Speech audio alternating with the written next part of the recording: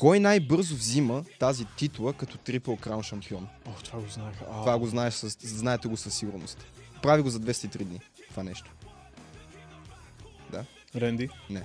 Я ще кажа Ренди.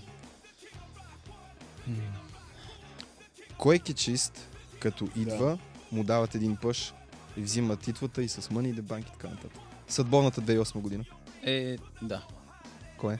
Пънк. Да. CM Punk. Пънк е най-бързо? Да. Ай, верно. 203 дни. Да. Така. Защото интерконтиненталната таг и World Heavyweight, нали? Да, окей, да. Скофи Кингстън. Да. Кой е първият Grand Slam победител? Къртангъл. Прави го през 97-8 май.